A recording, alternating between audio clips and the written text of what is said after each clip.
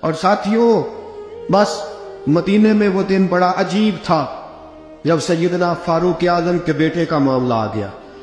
آج 60 سال کا بوڑھا عمر، ابو شامہ حضرت عمر کے صاحبزادے، یہودیوں نے سازش کر کے انہیں نبیذ پلا دی۔ نبیذ جائز تھی، نبیذ کیا کہ شراب پلا دی۔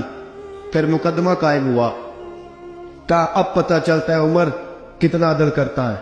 سیدنا فاروق اعظم کے پاس گواہ آئے، صاحبزادہ اندر کھانا کھا رہا تھا، فاروق اعظم نے گریبان سے پکڑا، کھینچ کے لائے، فرمایا ابو شامہ چل، تو نے شراب پی ہے، تجھے کوڑے مارے جائیں گے، تیرے لیے 100 یا 80 کوڑوں کی سزا تیاری کر لے۔ ابو شامہ کہتے ہیں کہ ابا جی انہوں نے نبیذ تئی تھی، شراب پلا دی۔ فرمایا تو نے پی کیوں؟ تو نے پی کیوں؟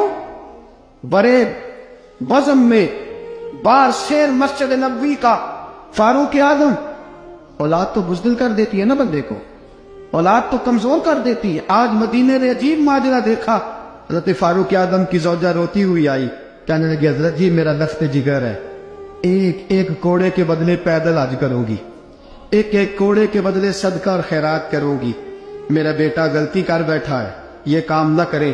آپ نے فرمایا تو مجھے کہتی ہے میں یہ کام نہ کروں؟ تیرے حج اور تیرے کوڑے کیا کرتے، تیرے حج اور صدقے کیا کرتے ہیں؟ کوڑے لگانا میرے مصطفیٰ کی شریعت کا قانون ہے۔ تو بیٹے کی بات کرتی ہے، عمر کا اپنا معاملہ بھی ہوتا تو عمر یہی سلوک کرتا۔ لوگوں نے کہا حضرت جی آپ تھوڑی دیر، ابھی ان کی والدہ پریشان ہے، گھر میں پریشانی، اگر ٹھہر جائے، کل پرسوں ترسوں سزا دے لیجیے گا۔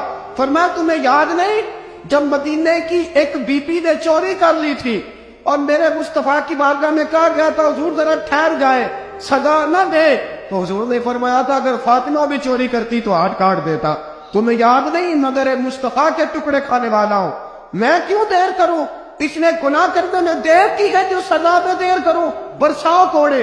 حضرت افلا نامی غلام، حضرت جی آپ کا لخت جگر ہے۔ فرمایا لخت جگر نہ دیکھ، مصطفیٰ کا قانون دیکھ، میرا بیٹا نہ دیکھ، مصطفیٰ کے قانون کا قیام ضروری ہے۔ اگر علی بیٹے کی قربانی دے سکتا ہے، اگر لوگ فاطمہ کے بیٹے کی قربانی یاد رکھیں گے تو تاریخ کبھی بھی عمر کے بیٹے کی قربانی نہیں بھولے گی۔ فرمایا غلطی سے ہو گیا یا جیسے بھی، اسے خیال کرنا چاہیے تھا، کوڑے لگاؤ۔ 80 کوڑے لگے تو بیٹے کی روح پرواز کر گئی۔ جب جوان بیٹا کسی کا، کوثر نیازی نے کہا تھا باپ کا جنازہ اٹھانا بڑا آسان، پر بیٹوں کے جنازے اٹھانے بڑے مشکل ہیں۔